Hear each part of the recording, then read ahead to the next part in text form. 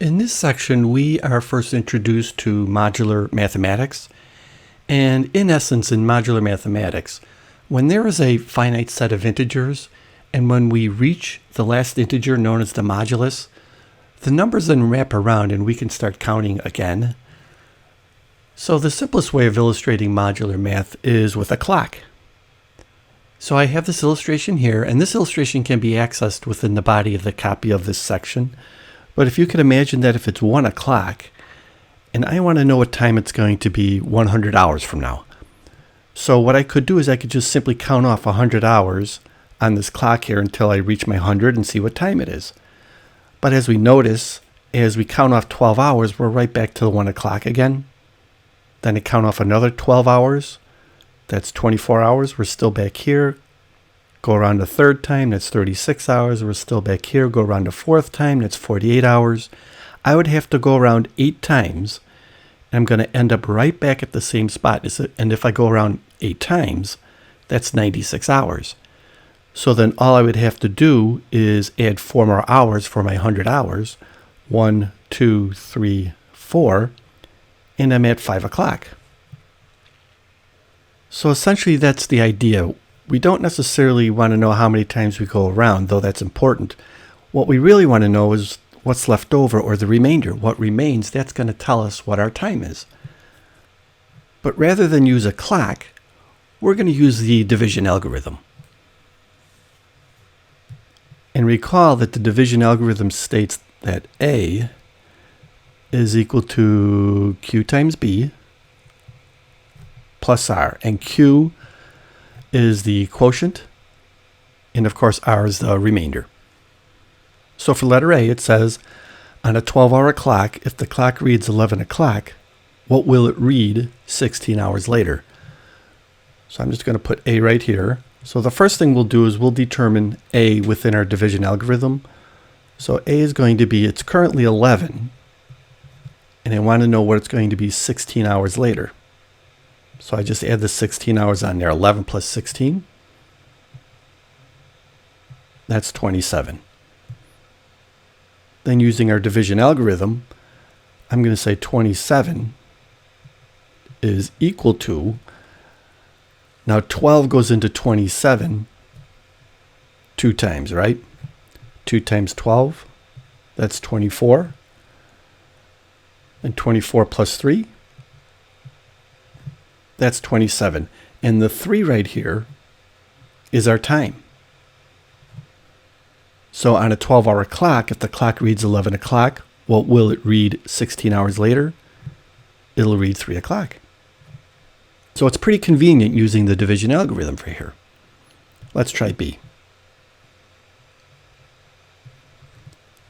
So B asks, on a 12-hour clock, if the clock reads 8 o'clock, what will it read 11,066 hours later? So the first thing we'll do is we'll take our 8 o'clock,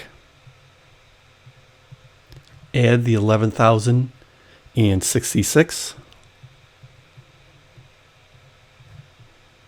So that comes out to be 11,074. So now using our division algorithm, I have 11,074. And of course, we're going to use our calculator, which you certainly should. I'm going to put in 11,074. I'll divide that by 12. 922. Don't forget, we always round down to the nearest integer. So 922, that's 922. That's our quotient. Times our 12 hours. So I'm going to take 922, multiply it to 12. That gives us 11,064. So then if I say plus 10, 922 times 12 plus 10 is 11,074. And the 10 right here, that's our time. So on a 12-hour clock, if the clock reads 8 o'clock, what will it read 11,066 hours later? It'll read 10 o'clock. Let's try C. On a 12-hour clock, if the clock reads 2 o'clock, what did it read 40 hours earlier? So now we're going in the opposite direction. So we're at 2 o'clock, but I want to know what it was 40 hours earlier, so I'm going to subtract the 40 hours. That gives us negative 38. Now using our division algorithm, negative 38, that's going to be equal to, so I'm going to type in negative 38. Don't forget your negative key is at the bottom here, or at least it is on mine. Divide that by 12. And recall that we always round down. So so my quotient here is going to be negative 4. Times 12, or 12 hours. That's negative 48. Add 10, so negative 38. That's equal to negative 4 times 12 plus 10. So then the time is going to be 10 o'clock. So let's try D.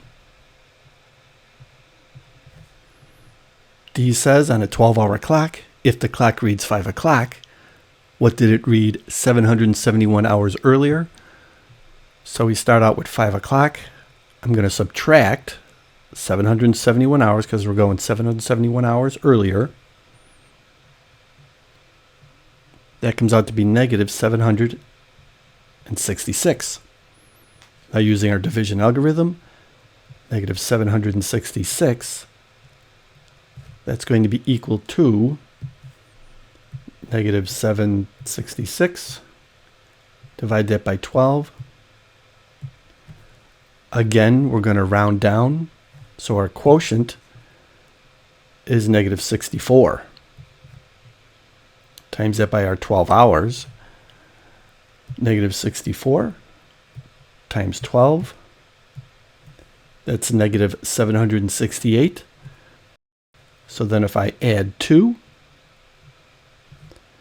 negative 64 times 12 plus 2 is equal to negative 766. And of course, the 2 right here, our remainder, is going to be our time. So on a 12-hour clock, if the clock reads 5 o'clock, what did it read 771 hours earlier? It read 2 o'clock. And finally for E, it states on a 24-hour clock, if the clock reads 1400, what will it read 31 hours later? So a 24-hour clock is how we can tell the difference between AM and PM. And this is read as 1400. So 1400 on a 12-hour clock is 2 o'clock in the afternoon. It's 2 p.m. But what will it read 31 hours later? So we'll take our 1400. We'll add our 31 hours. That's 45 hours. We then use our division algorithm, 45. That's going to be equal to, now keep in mind that we're going to be using 24 hours, not 12. So I wind up taking 45 and I divide 24 into it. And that only goes into it one time, right? Times 24. Add 21. And 21 is our time, and that's read as 2100 hours. And 2100 hours is 9 o'clock at night. So on a 24-hour clock, if the clock reads 1400 hours, that's 2 o'clock in the afternoon. What will it read 31 hours later? It will read 9 o'clock at night. And there's your introduction to modular math.